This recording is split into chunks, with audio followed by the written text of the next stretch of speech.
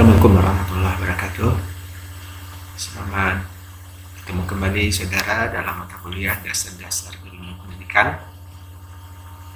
Topik materi kita kali ini tentang penyelenggaraan sistem pendidikan nasional.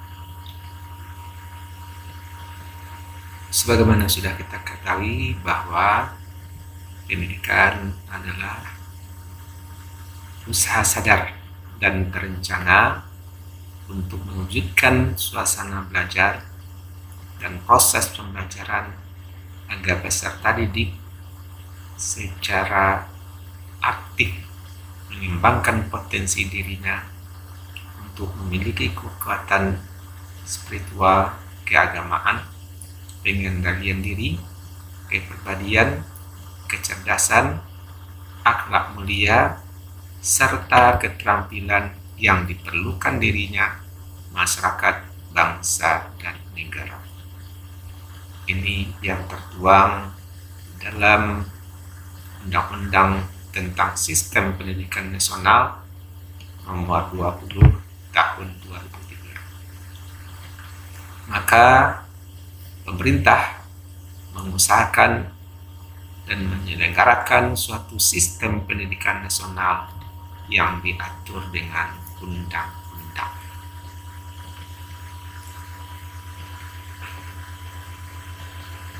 Pendidikan nasional ini didasarkan kepada Pancasila dan Undang-Undang Dasar tahun 1945 seperti yang sudah diuraikan dalam suatu undang-undang tentang sistem pendidikan nasional, yaitu Undang-Undang Nomor 20 Tahun 2003.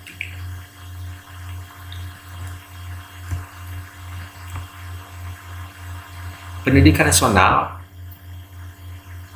yang dilaksanakan di Indonesia ini berfungsi untuk mengembangkan kemampuan dan membentuk watak serta peradaban bangsa yang bermartabat dalam rangka mencerdaskan kehidupan bangsa, bertujuan untuk berkembangnya potensi peserta didik agar menjadi manusia yang beriman dan bertakwa kepada Tuhan Yang Maha Esa, berakhlak mulia, sehat, berilmu, cakap, kreatif, mandiri, dan menjadi warga negara yang demokratis serta bertanggung jawab.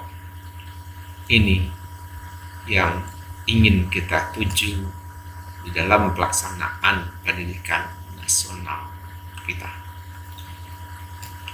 Untuk itu, ada beberapa prinsip di dalam penyelenggaraan pendidikan.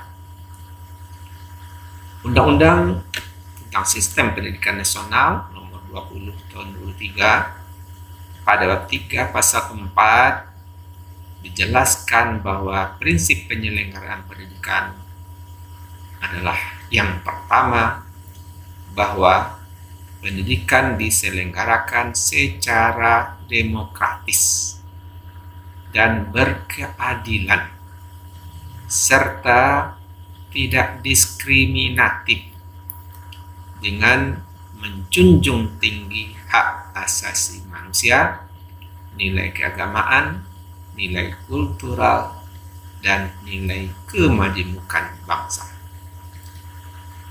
Jadi ini yang pertama, yang prinsip yang harus kita perhatikan di dalam penyelenggaraan pendidikan. Siapapun juga memperoleh kesempatan untuk mendapatkan pendidikan yang baik dan berkualitas. Tidak ada diskriminatif, menjunjung tinggi nilai keagamaan, kultural, kemajemukan, dan hak asasi manusia. Yang kedua, pendidikan diselenggarakan sebagai satu kesatuan yang sistemik dengan sistem terbuka dan multi makna. Jadi pendidikan tidak hanya dilaksanakan di sekolah, tapi juga manapun dapat dilaksanakan oleh keluarga, oleh masyarakat, ataupun oleh pemerintah secara formal. Yang ketiga, pendidikan diselenggarakan sebagai suatu proses pembudayaan dan pemberdayaan peserta didik yang berlangsung sepanjang hayat. Pembudayaan mewariskan pengetahuan, nilai, norma yang sudah dimiliki kepada peserta didik, dan juga memberdayakan potensi peserta didik untuk berkembang secara optimal, sehingga pendidikan harus dilaksanakan sepanjang hayat. Yang keempat, pendidikan diselenggarakan dengan memberikan keteladanan, membangun kemauan, dan mengembangkan kreativitas peserta didik dalam proses pembelajaran. Pendidikan diselenggarakan dengan mengembangkan budaya membaca, menulis, dan berhitung bagi setiap warga masyarakat. Membaca, menulis, dan berhitung ini harus dikembangkan siapapun juga sebagai dasar untuk mengembangkan, mencari pengetahuan yang lebih luas. Yang keenam, pendidikan diselenggarakan dengan memberdayakan semua komponen masyarakat melalui peran serta dalam penyelenggaraan dan pengendalian mutu layanan pendidikan. Jadi keterlibatan masyarakat tidak hanya untuk menyerahkan anaknya ke sekolah, tapi juga masyarakat dapat di samping menyelenggarakan, mengontrol agar pendidikan yang dilaksanakan itu bermutu yang baik. Maka pendidikan yang kita laksanakan ini terdiri dari 3 jalur. Di jalur pendidikan kita ada pendidikan formal, pendidikan non formal, dan informal yang dapat saling melengkapi dan saling memperkaya. Pendidikan formal adalah jalur pendidikan yang terstruktur dan berjenjang, yang terdiri dari mulai pendidikan dasar, pendidikan menengah, sampai kepada pendidikan tinggi. Sedangkan pendidikan non-formal merupakan jalur pendidikan di luar pendidikan formal yang diselenggarakan oleh masyarakat, yang dapat dilaksanakan secara terstruktur dan berjenjang. Sedangkan pendidikan informal itu dilaksanakan dalam lingkungan keluarga dan lingkungan masyarakat. Jadi ketiga, jalur pendidikan ini saling mendukung, saling menguatkan, saling melengkapi, sehingga diharapkan sistem pendidikan nasional kita akan menjadi lebih baik dan lebih kaya.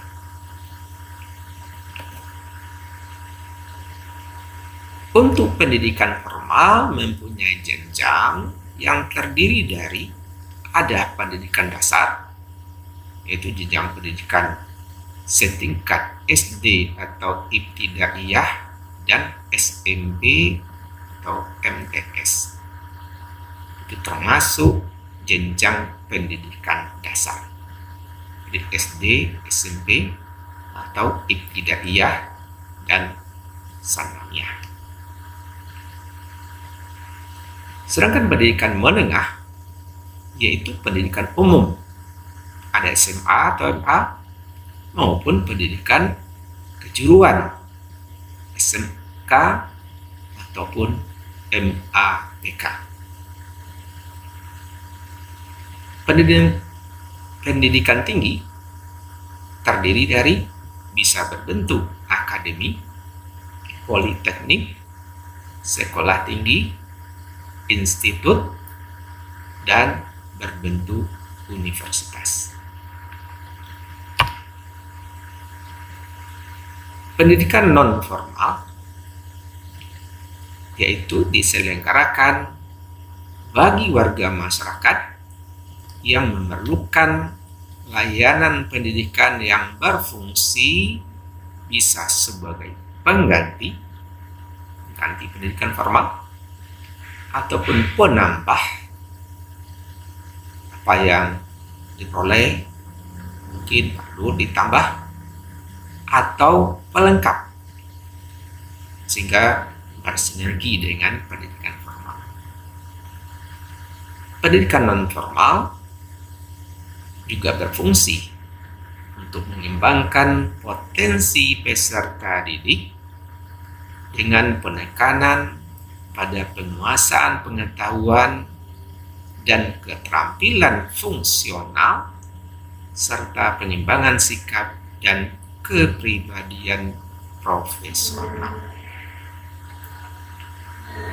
Pendidikan non formal juga dapat dihargai setara dengan hasil pendidikan formal setelah melalui proses penilaian penyetaraan oleh lembaga yang ditunjuk yang mengacu kepada standar nasional pendidikan.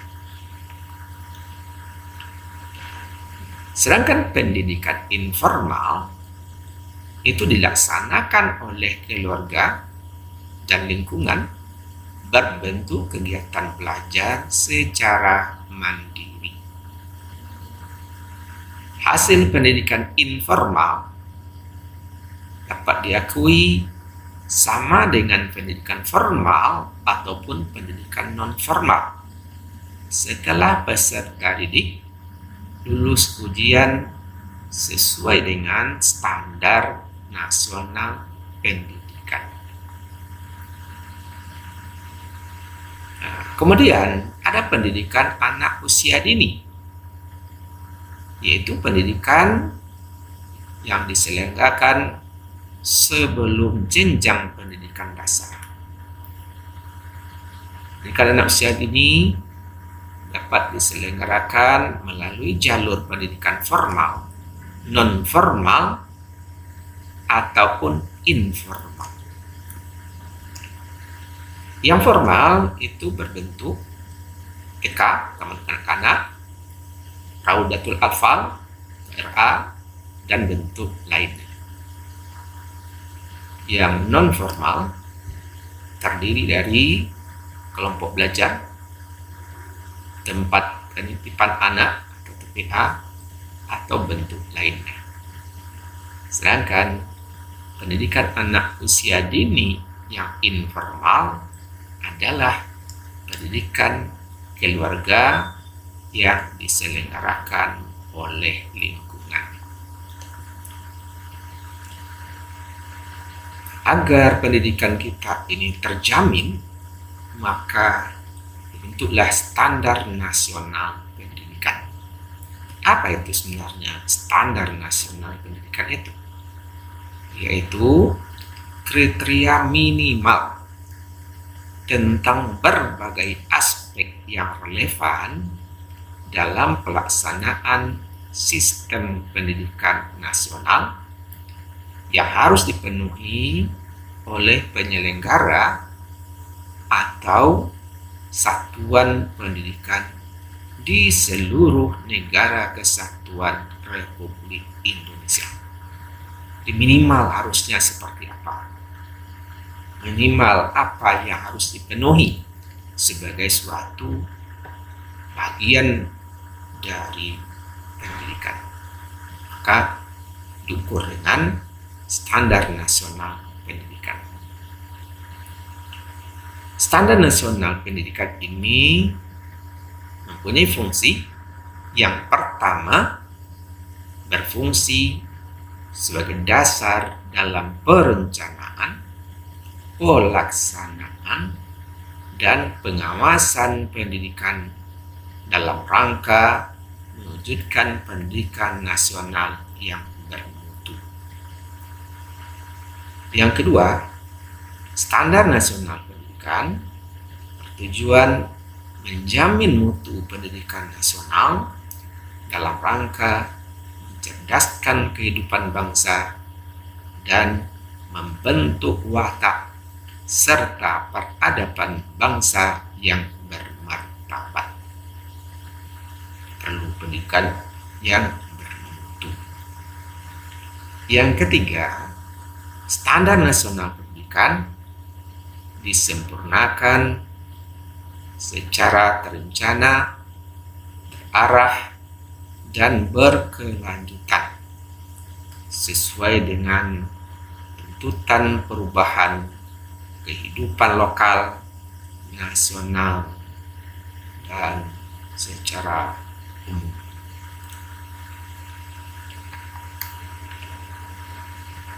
Maka standar pendidikan terdiri dari 8 komponen, 8 aspek. Yang pertama, standar isi. Apa yang harus dipelajari oleh anak. Disebut juga dengan standar kurikulum. Apakah isinya sudah memenuhi persyaratan. Yang kedua, standar proses. Proses pembelajarannya memenuhi standar atau tidak. Diperlukan media, metodenya yang tepat, maka perlu ada standar. Yang ketiga, standar kompetensi lulusan. Kemampuan apa minimal yang harus dimiliki oleh lulusan dari suatu lembaga pendidikan. Ukur dengan suatu standar kompetensi lulusan. Yang keempat, standar pendidik dan tenaga kependidikan. Pendidiknya, gurunya, apakah ini standar?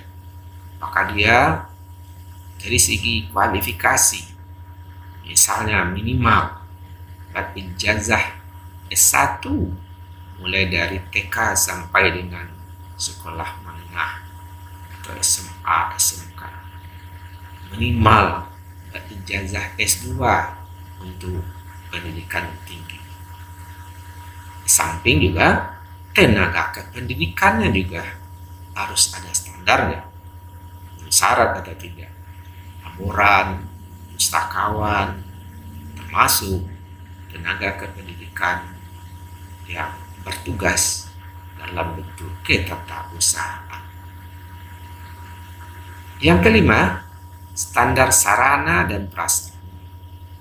Suatu lembaga pendidikan harus memiliki sarana tempat belajar, ruangan, labornya, dan juga memiliki prasarana. Walaupun ada ruangan dalam itu laboratorium, tapi juga ada bahan yang diperlukan. Perlu perpustakaan. Dan banyak sarana dan prasarana lain yang diperlukan untuk bisa menunjang tercapainya proses belajar mengajar untuk mencapai kompetensi lulusan yang diharapkan. Yang keenam, standar pengelolaan. Jadi yang mengelola pendidikan juga harus memenuhi persyaratan. Apakah dia kepala sekolah, apakah dia yang mengurus berkaitan dengan keuangan dan sebagainya. Standar pembiayaan. Di biaya yang diperlukan oleh suatu lembaga pendidikan, dari mana sumbernya, apakah sumbernya itu memenuhi persyaratan, bagaimana pengadministrasiannya, pengaturannya, pengalokasiannya, harus mempunyai standar. Kemudian juga standar penilaian. Tidak hanya sekedar proses, tapi penilaiannya mensyarat atau tidak, sehingga akan menentukan keberhasilan pendidikan dengan apa diukur. Maka harus dilihat dari standar penilaian.